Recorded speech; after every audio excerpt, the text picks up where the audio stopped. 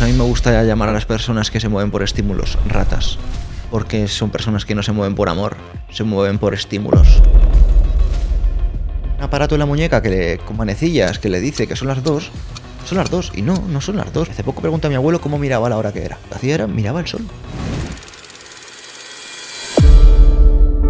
Yo he tenido momentos en los que he perdido la salud de una forma muy grave y yo no podía trabajar.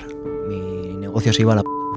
Yo no podía tener relaciones. Sin embargo, yo decía, vale, no puedes hacer nada, pero no te centres en que no puedes hacer. Ya sé que eres un lumbreras, no me estás ayudando. Dime que sí puedes hacer. Tú no puedes separar cómo se mueven tus músculos de cómo late tu corazón. No puedes separar cómo se mueven tus articulaciones de cómo lo procesa tu cerebro. Ayuno como algo... Ayuno es un término. Sencillamente es no comer. O sea, es decir que es absurdo llamarlo ayuno. Es absurdo. Muy buenas y bienvenidos a un nuevo episodio de Inédito. Hoy estamos con un atleta, emprendedor, conferenciante y autor, además de profesor. Tiene sus propias empresas y su propio podcast, directo desde Finlandia, donde sus duchas no han sido frías sino heladas. Él es Pedro Vivar. Bienvenido, Pedro. Muchas gracias, chicos. Os he conocido hace un rato. Sois personas muy amables. Me ha encantado conocer un poquito más de vosotros y es un placer estar con vosotros por aquí y el equipo fantástico que tenéis. Igualmente. Lo mismo digo, nos hemos conocido hace poco, pero tengo la sensación de que sea lo extensa que sea la conversación, se va a quedar corta porque eres como un pozo sin fondo que se puede seguir hablando y hablando y hablando. Así que eso es muy interesante, Pedro.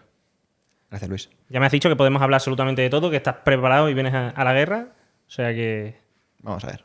Yo querría empezar preguntándote por cómo te definirías y por qué haces lo que haces. Una pregunta muy densa, pero creo que la audiencia va a entender a la perfección todo un poco más. Pues mira, yo soy un constructo de mis circunstancias. Y a partir de ahí, en esa búsqueda de uno mismo, te das cuenta de que realmente hay una gran parte que es predefinida, que digamos que sería como la plastilina, y luego es lo que tú has hecho con esa plastilina. Todos tenemos una plastilina, todos tenemos un color de plastilina, una densidad de plastilina, y a partir de ahí hay personas que se quedan y dejan la plastilina pues, de aquella manera, ¿no? A mí me gusta creer que, aunque sea difícil moldearla, nosotros tenemos la capacidad de hacerlo y yo sencillamente soy una persona que trato de moldear esa plastilina de forma virtuosa. No significa que lo esté haciendo de la mejor forma posible, sin embargo sí que estoy seguro de que es la mejor forma que sé. O sea, de algún modo, entiendo de tus palabras que te has hecho a ti mismo, ¿no? Has sido dueño completamente de tus circunstancias, o al menos en lo que tratas de hacer. Soy dueño de lo que he hecho, porque no quiero decir que me he hecho a mí mismo, sería demasiado arrogante. Yo soy un constructo de un poco de las circunstancias que he vivido. He tenido mucha fortuna de nacer en un sitio que tenga conexión a internet, nacer en un sitio que tenga agua caliente al girar el grifo, nacer en un sitio en el que no tenga problemas en pasear por la calle porque puedan atracarme. Entonces considero que no es una cosa fácil. No quiero decir que sea una cosa que sea mérito mío, sino que realmente he tratado de devolver a mis circunstancias lo generosas que han sido conmigo. Ok. Como te he preguntado antes, ¿por qué haces lo que haces? Claro, podría preguntarte por qué has hecho todo lo que has hecho, pero como hemos visto, has hecho muchas cosas. Si quieres centrarte solo en lo que haces ahora mismo, explicar a qué te estás dedicando y por qué lo haces. Vale, mira, normalmente cuando hacemos esa pregunta, olvidamos que las personas no son su profesión, porque a veces limitamos a las personas a lo que se dedican porque nos han instruido desde niños a que eso sea así.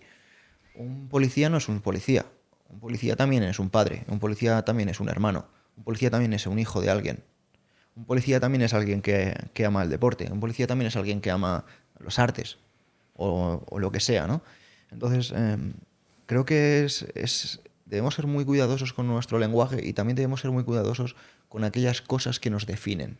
Sobre todo cuando las definimos nosotros, porque una cosa es que alguien te defina de forma externa y, bueno, pues tú puedes confirmar o desmentir, pero otra cosa es que tú mismo te definas de una manera determinada, ¿no?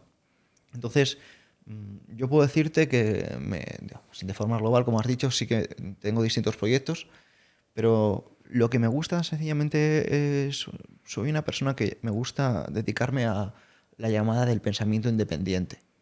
No soy una persona que te vaya a decir cómo debes hacerlo, sino sencillamente me gusta ser informativo. Me gusta decir, por ejemplo, en uno de los proyectos que tengo se llama programación neuromotriz, como por ejemplo nuestra fisiología, o sea, nuestro cuerpo, está totalmente conectado con nuestra psicología. Cuerpo y mente van de la mano. Y esto rompe, aunque ahora mismo parece que sea algo como más convencional, más mainstream, rompe con muchas de las creencias o muchas de las ideas con las que muchas generaciones, sobre todo anteriores, han crecido. Y es utilizar el fitness únicamente como un medio para mostrar el cuerpo, como algo estético. Y gracias, por ejemplo, a la evidencia que tenemos a día de hoy, nos hemos dado cuenta que el cuerpo es el mejor medio para entrenar el cerebro, ¿no? Y aquí citando al Premio Nobel de Medicina Santiago Ramón y Cajal, un ser humano puede, si se lo propone, ser escultor de su propio cerebro. Entonces, a mí me gusta sencillamente decir a la audiencia que tienen la posibilidad de no quedarse en lo que creen que son, sino a través de, ya sea su cuerpo o elementos externos como la literatura, como podcasts como de personas, por ejemplo, como vosotros, que tratan de abrir perspectivas nuevas, llegar de una forma distinta a la que creían antes, ¿no? Me gusta ser sencillamente un mensajero de ese tipo de ideas.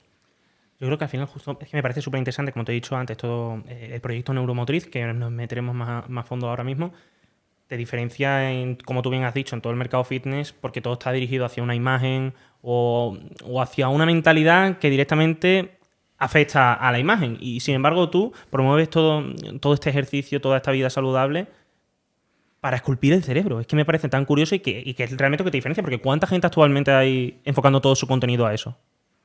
No lo sé. Cuéntanos un poquito más cómo nace y en qué consiste Neuromotriz. Muy bien. Yo era una persona que sí que me enfocaba hace varios años a lo que se conoce como rendimiento físico únicamente, ¿no?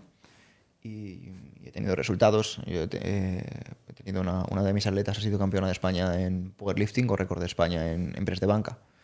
Y quiero decir que son cosas que yo entiendo el valor que tienen. Sin embargo, mi punto es que tuve la suerte de que un compañero de mi etapa de entrenador en Kuwait, Rocas Gabenavicius, cuando me reencuentro con él 4 años después y yo veo que es una persona que él venía del mundo de la estética, del mundo de la fuerza, del mundo del tamaño, y me reencuentro y me dice, oye, te mueves mal a una persona que yo por entonces igual también tenía un físico estético, trabajado, fuerte, pero sí que es cierto que en mi movimiento del día a día a lo mejor yo colapsaba ciertas palancas. ¿Y qué ocurría? Pues que yo ni siquiera era consciente, pero él me hizo ver que, por ejemplo, mi arco colapsaba. Al colapsar mi arco, mi rodilla seguía esa articulación y de ahí seguía mi pelvis. Y claro, de mi pelvis derivaba, por ejemplo, a lo mejor eh, un dolor que yo tenía en el codo. Entonces, el punto fue que yo comencé a ver que el entrenamiento no es una cosa únicamente de bíceps, tríceps, espalda, pierna, sino entender que tú no puedes creer que hacer flexiones, por ejemplo, hacer sentadillas, es solo entrenar pierna, porque tú haces sentadillas, haces una rutina alemana, por ejemplo, que es una rutina de 10 por 10, y en la ronda 4, si te has puesto un peso decente, tu sistema nervioso está diciendo wow. Pero es que tu sistema linfático, ¿vale? El movimiento de la linfa por el cuerpo, tu capacidad de que tu sistema de autorregulación, tu sistema inmunológico, está trabajando para ver por qué estás destruyendo tanta masa muscular. Entonces, no creas que es una cosa únicamente del cuerpo. Es una cosa integral. Un concepto que me gusta mucho es la tensegridad. El concepto de la tensegridad es, por ejemplo, yo puedo tirar de aquí, de la camiseta, y la gente puede creer, o podemos creer que haya tensión aquí, proviene de aquí, pero la tensión de aquí, por tirar de aquí, no sé si me explico. O sea, Sí, sí, sí, no sí. estoy limitando. La limitación, a veces creemos que es el punto que se ve. Pero hay un punto a lo mejor que no se ve, porque yo estoy tirando aquí, yo estoy a lo mejor tirando de la parte posterior y la parte delantera también está siendo repercutida. Pues nuestro cuerpo funciona un poco en esa dirección. Nuestro cuerpo funciona de una forma en la que tú no puedes separar una parte de otra. Tú no puedes separar cómo se mueven tus músculos de cómo late tu corazón. No puedes separar cómo se mueven tus articulaciones de cómo lo procesa tu cerebro. Y eso es un poquito la visión que queremos compartir. O sea, de alguna forma, un proyecto que divulgando trate de concienciar a las personas de conectar sus movimientos, la motricidad con el cerebro, ¿no? Correcto, y eso es una de las partes fundamentales, sin embargo no es la única. Entender que el cuerpo es una vía de expresión, que no es, o sea, no podemos creer que las personas tienen una postura por sí. No, o sea, tú tienes una postura porque estás respondiendo a las necesidades o demandas que tú quieres del entorno. Me explico, tú cuando naces eres una cifosis. Una cifosis es una curvita, eres un bebé con una curvita. Pero dependiendo si tienes un entorno intimidante o un entorno estimulante, tú vas a cambiar tu fisiología. Y vas a cambiarla de una forma en la que no creas que lo que te pasa es algo malo, sino sencillamente, vamos a tratar de ser objetivos, es una respuesta. No es ni mala o buena. Porque si tú tienes un entorno intimidante, pero tú no asumes el rol que requiere esa posición, tú a lo mejor eres destruido. Y si tú no entiendes que esto no es ni bueno ni malo, sino que es una respuesta, pues a lo mejor estás condicionado porque dices, no, es que todo me pasa a mí, todo es muy malo. No, tú eres una máquina perfecta. Igual que, por ejemplo, hay gente que se castiga mucho porque pospone el despertador. O se castiga mucho porque a lo mejor se toma un pastel cuando no se quiere comer un pastel. Porque se ha puesto a dieta, por ejemplo. Y debemos entender que eso es una falta de autoconocimiento. O sea, tú pospones el despertador porque eres una máquina perfecta de ahorro energético. Entonces, tu cerebro prefiere que estés bajo las sábanas a que estés fuera. Tu cerebro prefiere que te comas el pastel a que no te lo comas, porque eres una máquina perfecta de eficiencia energética. El punto es la coherencia. El punto está cuando nosotros, en lugar de dejar las cosas como son, queremos intervenir. Y queremos decir, yo me pongo a dieta. Y ahí, imagínate, no te levantas a salir a pasear. O te comes el pastel cuando tú mismo has dicho que no te lo vas a hacer. Entonces, el único mal que existe es la incoherencia. Que no nace de fuera. No es que te comas el pastel o que no te lo comas. No es que pospongas o no pospongas. Que eso de por sí no es ni bueno ni malo. Es que tú vayas en contra de qué. De ti mismo. ¿Sabes la diferencia que hay entre honor e integridad? No. El honor viene del término griego timé. En la antigua Grecia, los espartanos se movían por una timocracia. Una timocracia es una sociedad en la que las personas se movían a través del honor, del prestigio, de la reputación, del voy a portarme bien para que se vea lo bueno que soy, de voy a hacer las cosas para que la gente sepa cómo hay que portarse, que estoy cumpliendo los estándares que se esperan de mí. El término honor parece que a día de hoy se ve de una forma muy positiva. Y parece como que es lo que se debe ser, debemos ser honorables. Y a mí me gustaría explicar un poquito más allá de todo esto y entender que el término honor, por ejemplo, y el timé, que por cierto, el timé es precio, valor o aprecio incluso, tiene sus limitaciones, porque ese hombre era una persona que era bueno con sus semejantes pero cruel con los esclavos. Era una persona que veneraba a las musas pero que no amaba las artes. Era una persona que obedecía ciegamente, pero con ansias de poder. Básicamente, una persona que se movía siempre por el exterior, por lo externo. Y lo que se ha perdido muchas veces por el camino es la integridad. La integridad es hacer lo que tú sabes que debes hacer, no lo que otros esperan que debes hacer para ganar reputación o prestigio, para ser honorable. A veces el honor y la integridad confrontan. Sin embargo, vivimos en un mundo en el que tu reputación determina lo que tú vales, tu valor en el mercado, y a veces genera conflicto. Sin embargo, yo trato de promover un poco que volvamos a la coherencia, que volvamos a ser nosotros quienes escuchamos a nuestra voz interior, independientemente de que podamos quedar mal con el entorno. Tengo que preguntarte por un término que es la conciencia, porque viendo toda la explicación tan distendida que has dado sobre pues, el honor y la coherencia, ¿qué es para ti la conciencia y los niveles de conciencia? Los niveles de conciencia. Mira, yo lo que te voy a decir es que hay una expresión que yo no me canso de repetirme y es: tu atención es tu conciencia. Tu conciencia es tu alma. Tu atención es tu conciencia. Tu conciencia es tu alma. ¿Tú entiendes que tu alma es un ser divino? ¿Hasta ahí?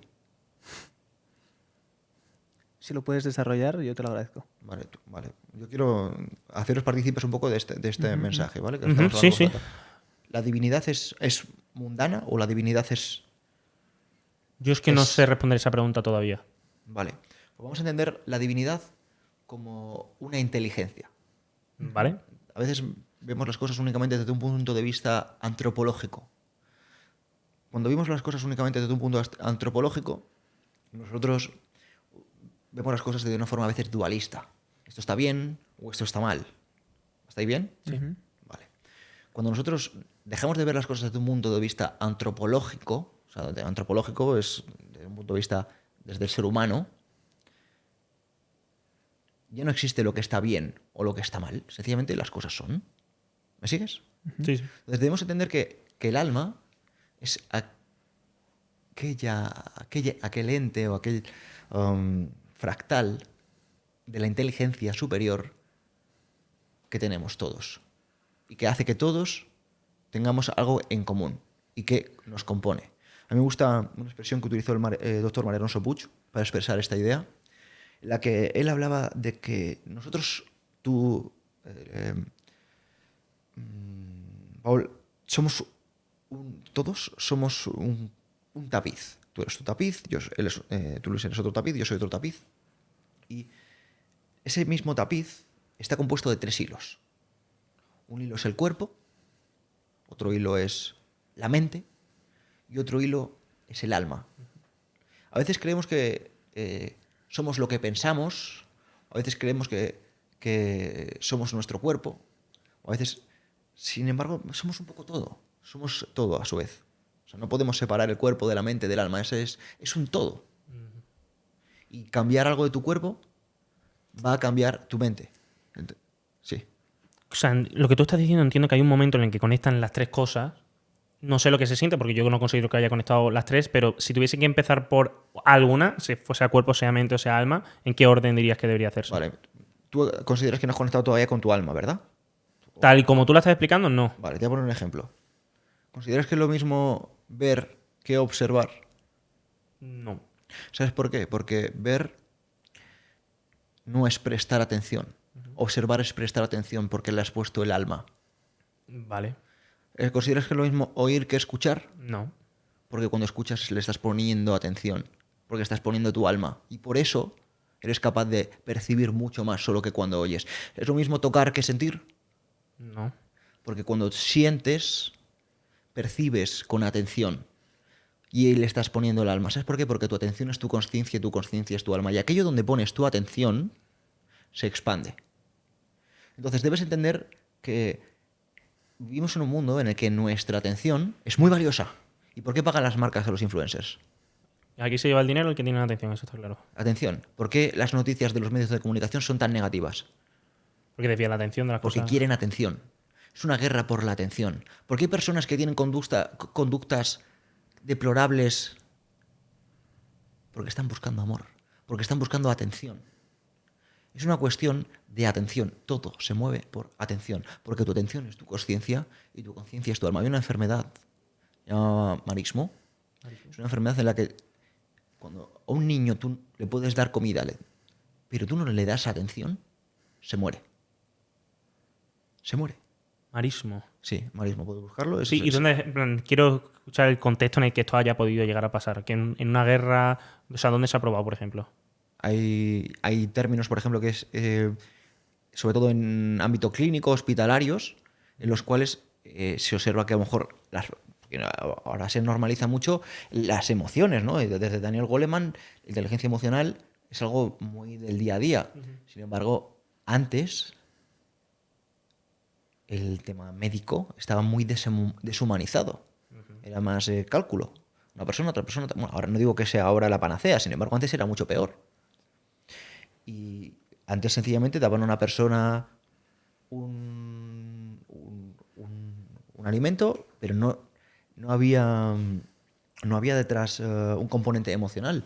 Esto es algo que no recuerdo el nombre, pero lo contó hace poco, estuve con Mario Alonso Puig también en un evento de VA, y justo contaba que había un médico que empezó a darse cuenta de todo esto, de cómo afectaba las emociones.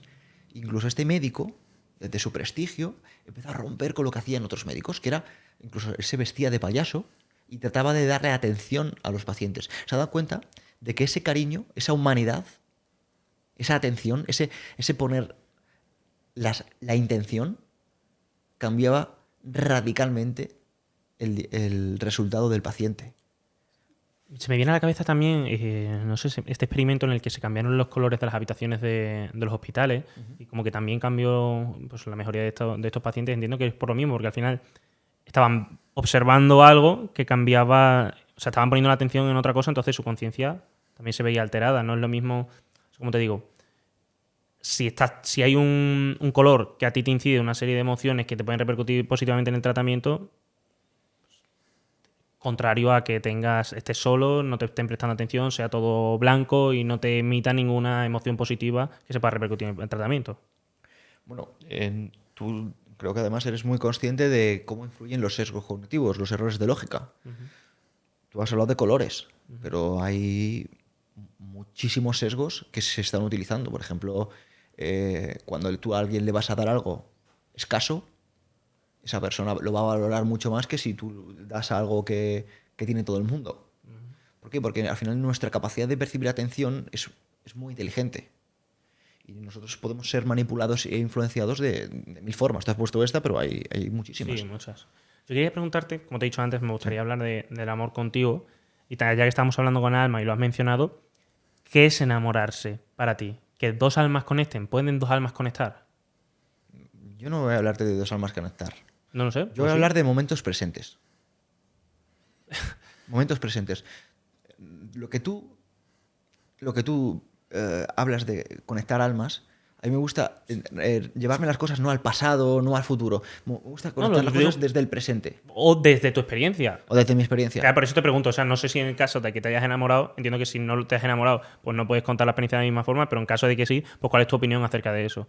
Si has encontrado una explicación racional a ese sentimiento. Porque a mí me pasa, yo sí he estado enamorado y hay sensaciones y emociones que no soy capaz de explicar. Igual que a lo mejor no era capaz de explicar lo que era el alma, pero después de tu explicación sí que lo entiendo mejor. Por eso te pregunto. Vale, bueno, pues no voy a hablar de lo que es el amor según la RAE, porque según la RAE es un sentimiento de insuficiencia en el que tú buscas algo externo para completarte.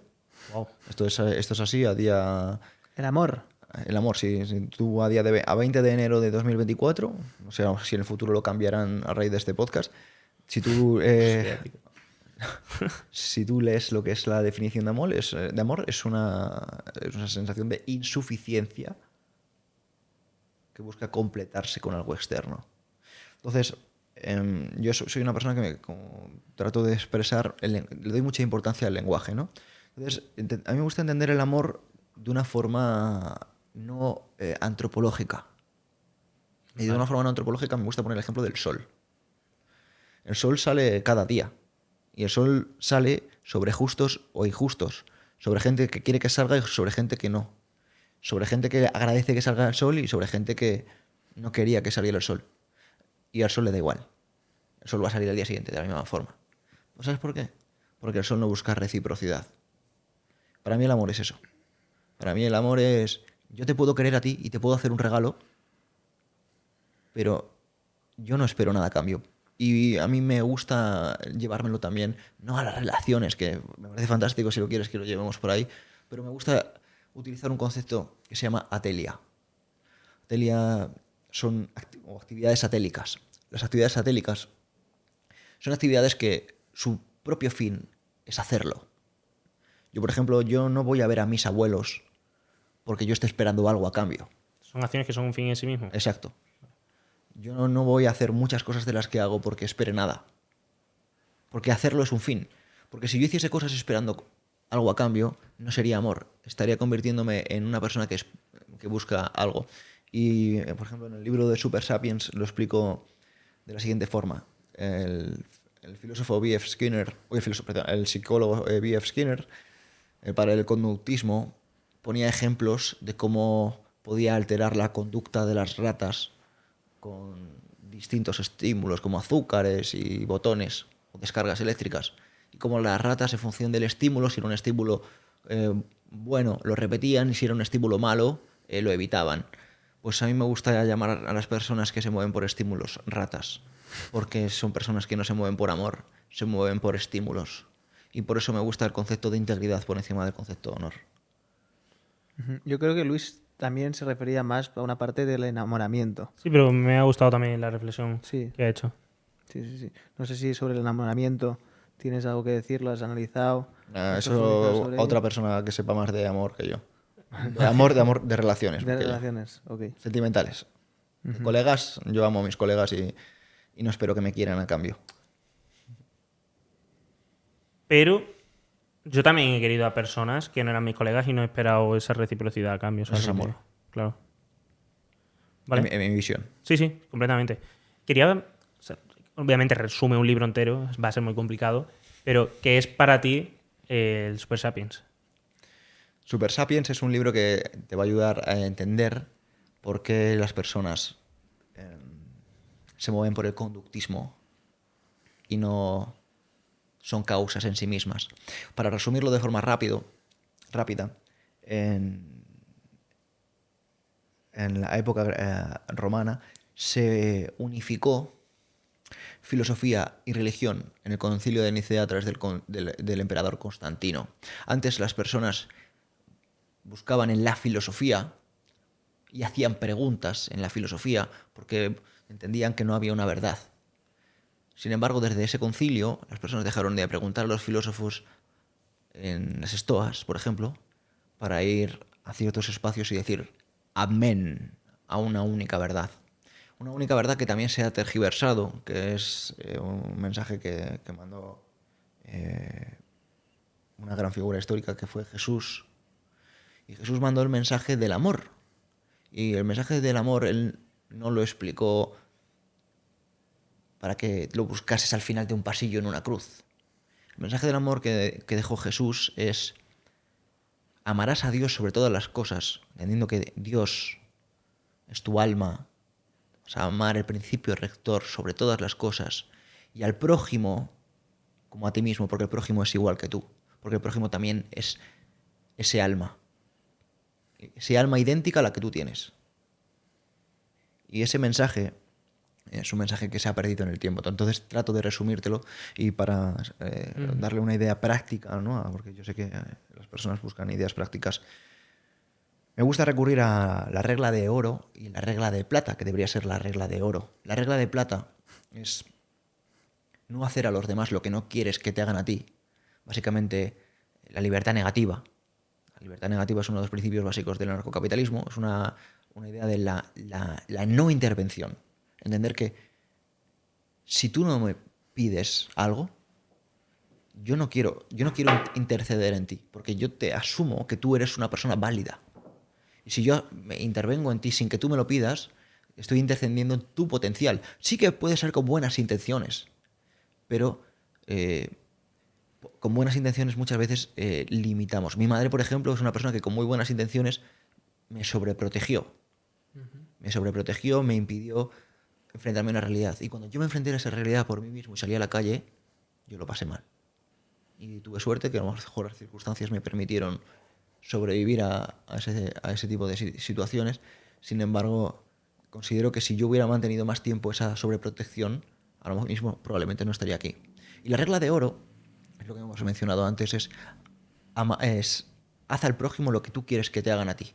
Pero por eso digo que va detrás de la regla de plata, porque a lo mejor el prójimo no quiere.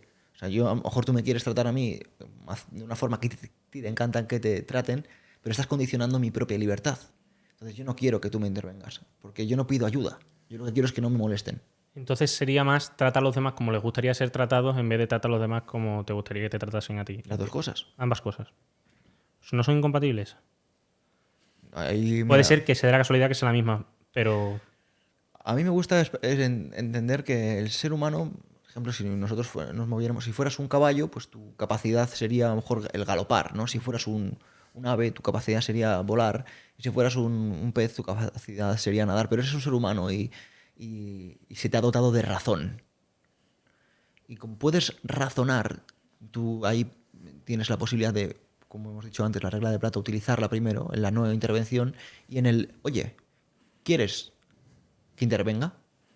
De permitir a la persona si quiere ser intervenida, no a forzarla. Porque forzarla rompe, lo que hemos dicho antes, con la libertad negativa. Quería preguntarte, Pedro, si habías atravesado alguna vez un periodo de depresión. No, depresión no. Nunca. No. Porque sí que es cierto que he tenido momentos muy débiles y situaciones muy complicadas, pero no me he centrado en mí.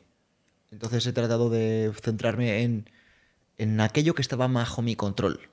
Entonces yo entiendo que si nosotros nos centramos en cosas que no están bajo nuestro control, podemos sufrir y podemos caer en depresión. Pero yo, cuando he tenido momentos muy bajos, no me centraba en mí.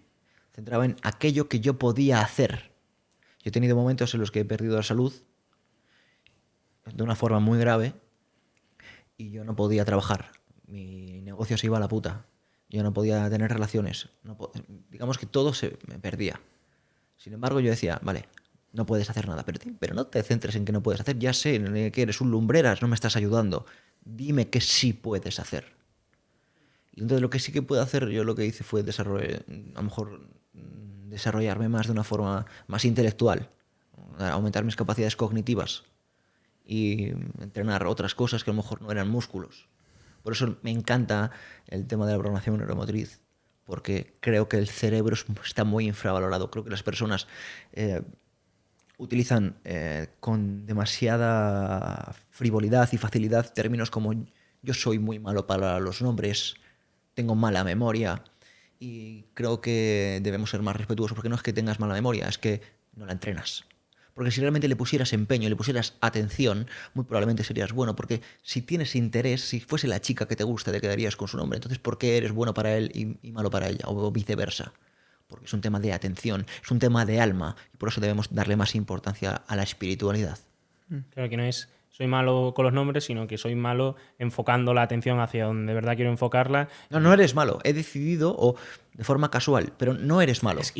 No soy malo por no acordarme de los nombres, sino que soy malo. No eres malo. No, ¿por qué dices que eres malo?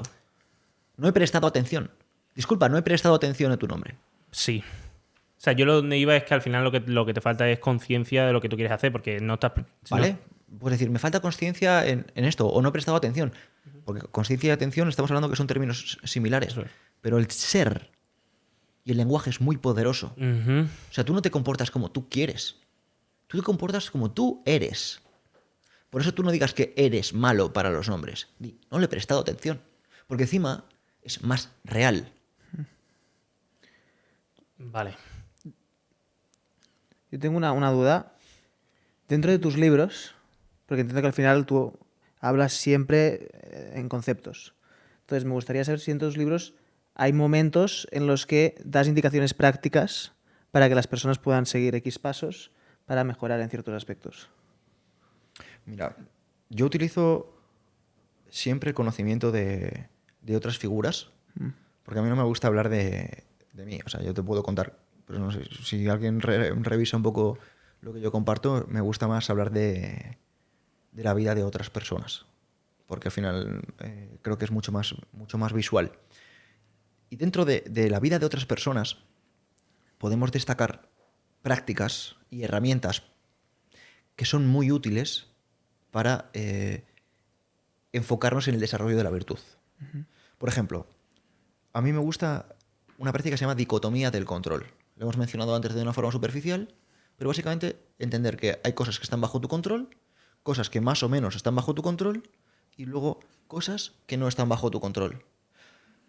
Hay personas que dicen, yo quiero tener 100.000 suscritos en el podcast este año, por ejemplo, ¿no? ¿Cuántos tenéis ahora? 27. 27.000, por ejemplo. Bueno, pues si vosotros os propusierais tener 100.000 suscritos antes de terminar el año, seríais unos idiotas, desde mi perspectiva. Ujú. Pero si vosotros os proponéis grabar 40 podcasts este año, aparte de que está bajo vuestro control, es más real y no os va a hacer sufrir en caso de que no llegáis a los 100.000 suscritos. Sin embargo, hay personas que dicen, no, yo quiero tener 50.000 seguidores. No, yo quiero facturar 6 millones de euros. No, yo quiero tener un... No. Enfócate no en el tener. Primero enfócate en el ser y luego en el hacer. Pero el tener es de ratas. Es la respuesta. ¿Me seguís? Te sigo. Me gustaría que compartieses, porque me ha gustado mucho la reflexión que has hecho en cuanto al tiempo antes, que tú has repetido varias veces en la comida. El tiempo no existe. Y nosotros te digo, a ver, ¿cómo que no existe? Entonces tú nos has explicado qué es para ti el tiempo. Vale, a ver. El tiempo es una forma que tenemos los seres humanos, ¿vale? El concepto tiempo, es igual que el concepto dinero, o sea, es como ¿cuánto vale esa taza? Para un oyente que sea muy fan del programa, va a valer más que para alguien que no os conozca, ¿Seguro? pero es la misma taza. Entonces, debemos entender que desde 1971 o 73, no recuerdo exactamente, se acabó con el patrón oro. Y cuando se acabó con el patrón oro, ¿no? Época de Nixon, la guerra de Vietnam y demás, el dinero pasó de valer oro a valer la confianza que tú tuvieras en que un Estado te iba a devolver ese dinero. ¿Entiendes? Entonces, ¿el tiempo cuánto vale? El tiempo vale... O sea, el dinero cuánto vale. El dinero es una idea. Pero es que el tiempo... Las personas creen que porque tengan un aparato en la muñeca con manecillas que le dice que son las 2, son las 2. Y no son las 2 porque un aparato diga que son las manecillas. Porque yo invito, y cada vez esto va a estar más descatalogado y más desfasado, porque las generaciones avanzan y si las personas se mueren, que pregunten a sus abuelos cómo miraban la hora que era. Y hace poco pregunté a mi abuelo cómo miraba la hora que era. Y lo que hacía era miraba el sol y miraba la sombra. Y aproximadamente con eso sabían las horas de luz que le quedaban. Y si en función de las horas de luz que quedaban, se iba a dormir o no. Y el tiempo que tenemos ahora sencillamente lo que permite es generar una productividad, que las personas sigan los patrones estandarizados mainstream para guiarse, para que nos guiemos y poder coordinarnos entre nosotros. Pero eso tiene sentido ahora que vivimos en sociedades masificadas, pero en sociedades tribales, donde no había más de 100 personas, no necesitabas esa coordinación. Claro, sí, al final entiendo que es una construcción hecha para el orden social. Es una construcción hecha para el orden social. Pero a mí lo que me ha llamado la atención de lo que tú has dicho antes es de los perjuicios que tenía para la salud atenerse al tiempo, por ejemplo. Por supuesto. Porque ahora tú no comes cuando tienes hambre, tú comes porque son las 2. Uh-huh. Tú no comes porque tienes hambre, tú tocas porque es la hora de la cena. Entonces, cuando nosotros nos guiamos por patrones que marcan pautas, tú te estás guiando por algo externo o por algo interno. Externo. Entonces las personas dicen ayuno como algo. Ayuno es un término. ¿Entiendes? Pero sencillamente es no comer. O sea, es decir que es absurdo llamarlo ayuno. ¿Entiendes lo que te quiero decir? Es absurdo. Sin embargo, es algo que a la gente dice, no, yo practico. O sea, si no lo conceptualizamos, a día de hoy, si no lo conceptualizamos, ni siquiera lo practicamos. Si no se le pone un nombre, no tiene poder. Y esto me recuerda al término, por ejemplo, antifrágil. El término antifrágil se está utilizando desde noviembre de 2012, que fue cuando lo desarrolló Nassim Taleb y lo publicó. Pero antes las personas no conocían el término antifrágil. Ahora decimos, no, yo soy antifrágil. Yo me beneficio de la adversidad. Lo más parecido antes a la antifragilidad era la resiliencia. Pero la resiliencia sencillamente tú te caías y la persona resiliente sencillamente se levantaba. El antifrágil se cae y se levanta más fuerte. Pero es un término que nace en 2012. Entonces lo que debemos entender es que a veces nosotros estamos limitados por el lenguaje. Y que no conocer el lenguaje que nosotros estamos utilizando nos está limitando. Esto, la teoría de la relatividad lingüística, conocida también como la teoría de Sapir-Whorf, expresa que dependiendo del idioma que tú utilices, tienes un desarrollo de tu cerebro distinto. Y de hecho, por ejemplo, los alemanes tienen una palabra para cada cosa. Pero tú aquí utilizas amigo para referirte a tu vecino, a tu primo, a tu colega y a tu socio. Y no es nada, y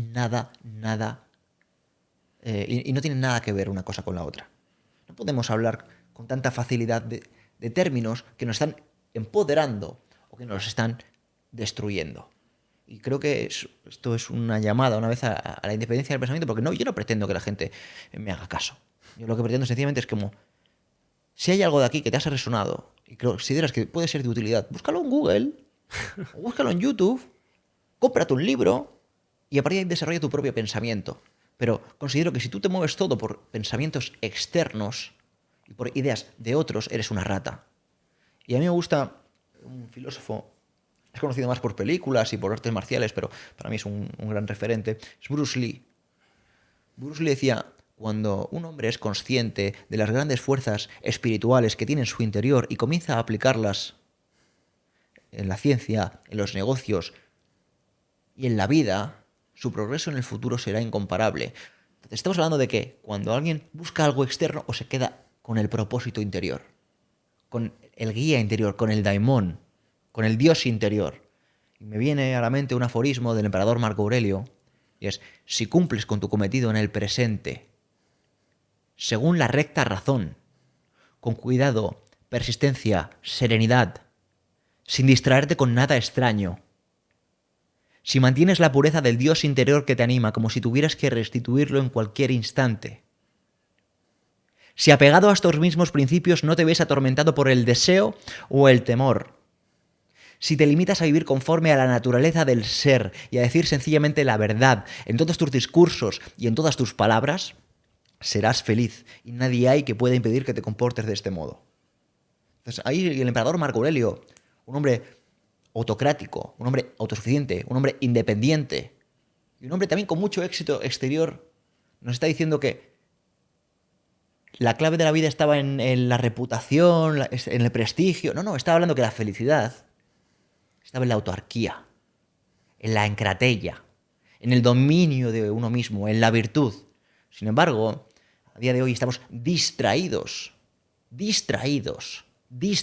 ¿Por qué? Por intereses. Porque si tú tienes el poder en ti, tú tienes la autarquía, tú te vuelves poderoso y peligroso.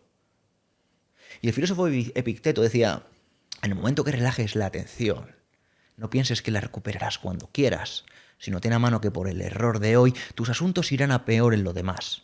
Porque en primer lugar habrás caído en la peor de todas las costumbres, la de no poner atención, luego la de diferir la atención.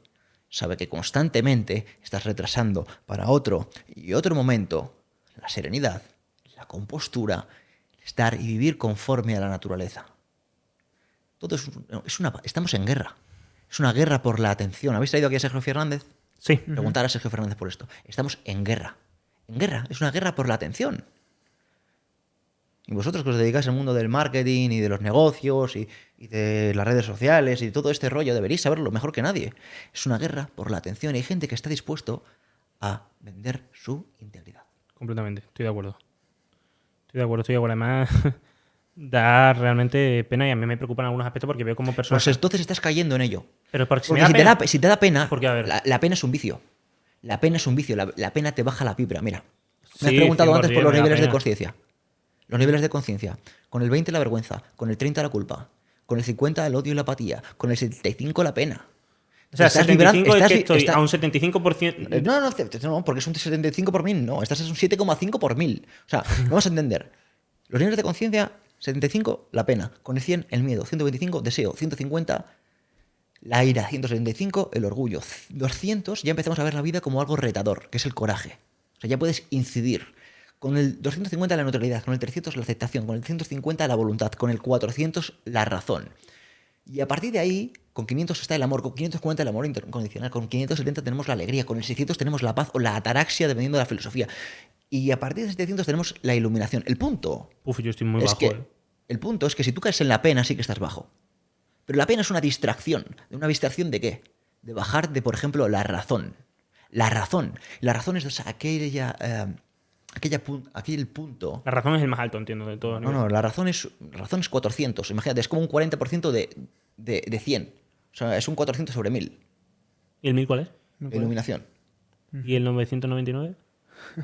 ¿Entiendes? Como si me dices el 387. O sea, O sea, no, me parece curioso. Justo es un número que me parece curioso que está justo por debajo de la iluminación, porque la iluminación como concepto la veo. Sí, pero te estás quedando en el entresijo. O sea, los árboles te están impidiendo ver el bosque. O sea, no te quedes en el 999. Quédate en. ¿Tengo pena o no tengo pena? Vale. Porque si tienes pena, pierdes. Te estás distraído si tienes pena, ¿entiendes? Sí. A ver, te explico. O sea, yo veo gente en las redes sociales que está haciendo cosas que yo pues los observo y digo, me da pena. Pero, o sea, me dan pena, pero no me distraigo, sigo haciendo mis cosas. Fantástico, entonces. ¿Sabes lo que te digo? Pero es como un sentimiento que me surge de dentro, decir, pobrecito, le falta nivel de conciencia. ¿Sabes? Como decir, pobre. ¿Tú en qué nivel te consideras que estás? Yo trato de vibrar en el 400, pero como tú, puedo variar. Lo que trato es de quedarme en el 400.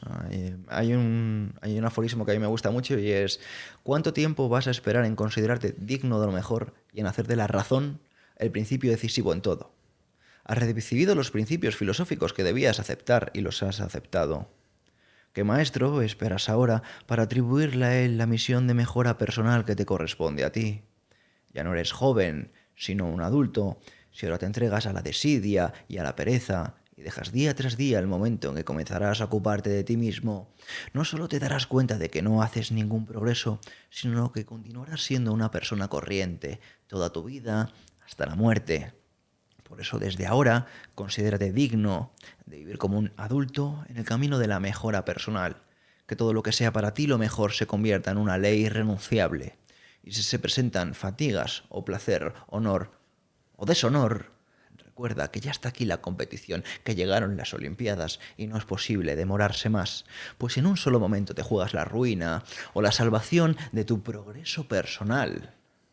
Y así es como Sócrates llegó a ser quien fue, no atendiendo a otra cosa que no fuera la razón en todo lo que acontecía. Y tú, aunque todavía no eres Sócrates, has de vivir como si desearas ser Sócrates. Mi punto es, mi anclaje es este mantra, son 400. Entonces trato de no bajar y todo lo que pueda subir, pero entiendo que la vida es contingencia, la vida es cambio. Y a partir de ahí, sencillamente trato de visualizar y reconocer y observar si estoy vibrando en algo distinto a lo que yo he decidido vibrar. ¿Quiénes son las personas que para ti están en lo más alto, que conozcas personalmente? Pues a ver, el Malero Subuch a mí es un tipo que me transmite que se vibra desde el amor. Y es una persona que está en el amor y es un sabio. O sea, esa persona para mí es una gran figura en esto. Mi amigo Miguel Camarena es otra persona que también para mí está en el amor y es un tipo que me sorprende que pese a su juventud y los éxitos materiales que ha conseguido, tanto físicos, deportivos como empresariales, también es una persona que he conseguido que vibra desde esta posición. Y sí que es cierto que yo tengo una fortuna de tener personas que puntualmente, cuando por ejemplo realizan una actividad, están en el amor o están en la paz. Y eso es realmente inspirador. Tú, perdona, ¿el 400 qué nivel era? Razón. Razón. Tú estás, vale. ¿Y tú, Es interesante. cuando conoces a una persona, lo metes en un... Me voy a contar Una Juzgas, eso horquilla. te le quería hacer Sí, esa pregunta esa antes. es la duda que tengo. Me parece interesante. ¿Eres una persona que prejuzga o juzga? Haciendo un juicio de valor, ¿te refieres? Como si te digo que tú eres bueno o malo. No, dentro de esto, o sea, dices, tú estás entre aquí y aquí, te lo piensas. Yo siento. ¿Entiendes? Entonces, para mí pensar es distinto a sentir. Pero sí. Pero condiciona tu comportamiento con esas personas. Lo que sientes. ¿Pensar o sentir? Sentir. A ver, si yo siento, por ejemplo, que alguien, imagínate, un mendigo está en la calle desde la pena y trata de transmitir pena. Por ejemplo, hay un mendigo pidiendo... Ay. Yo trato de no sentir pena. Porque siento que él quiere transmitir pena, ¿entiendes? Puedo estar equivocado, ¿eh? O sea, no significa que esté en lo cierto. Pero yo siento que él quiere transmitir pena y yo digo, no voy a sentir pena porque para mí la pena es una arrogancia. Es sentirte que tú eres superior a él. Sin embargo, yo digo, bueno, yo siento esto, pero no siento eso. O sea, lo percibo. Pero no pero no, No lo comparas contigo. pero no lo llevo hacia mí. O sea, que si hago un juicio en el sentido, lo que hago es tomo una decisión racional. Una decisión racional significa coste de oportunidad, y coste de oportunidad significa tengo 24 horas en el día, voy a dedicar, imagínate, un instante a esta persona que está, o percibo que está vibrando de la pena, esté vibrando de la pena o no, pues es sí, no. Pues si es sí, pues lo hago, y si es no, no lo hago. Nada, comentaba el tema bueno, estamos haciendo una dinámica que implica que escriba el invitado un mensaje, una frase, una reflexión escueta en un papel, que lo metamos en la botella y dentro de unos meses esa botella se abrirá y se verá qué ha escrito cada invitado. Vale. Esa botella no la va a tocar nadie, no la va a ver nadie hasta dentro de meses y es por simplemente ir acumulando poco a poco. Hemos empezado hoy, por eso hay un papel solo. Vale. Y nada, por si te animas, porque ya vamos a ir teniendo que acabar. A ver qué cita nos dejas. Yo estoy expectante. Vale. No tiene por qué ser una frase. ¿Cuánto llevamos? Puede ser lo que tú quieras realmente. O sea, es algo 50. que creas que conecta entre ti y el concepto del podcast y que quieres compartir con el siguiente invitado. No con el siguiente. Bueno, con el siguiente no, que No, quieres quieres dejar que se comparta con la audiencia dentro de X meses, efectivamente. dejarlo escrito. Como, Eso es. sí. Sin nada. Puede ser algo que tú hayas encontrado en ti mismo dentro del podcast, algo que quieras. Puede ser realmente lo que sea. Aquí lo dejo. Genial. Ahí en Es la botella, una palabra, ¿vale? lo Vale. tocas y lo metes en la botella. No sé si has firmado. No. Da igual, no importa. A ver. No, yo creo que no va a fallar. Si Vale. alguien la repite, le pasáis mi móvil. Vale. Ojo, ¿eh? Ojo, ojo, ojo. Pues nada, Pedro, ha sido realmente un placer tenerte aquí. Chicos, ¡Oh! sí me gusta, con potencia. Como te he dicho, iba a ser muy corta porque es que podríamos estar aquí hablando y aprendiendo sobre tu manera de pensar y tu filosofía. Así que nada, te agradezco este ratito y nos veremos pronto. Seguro que sí.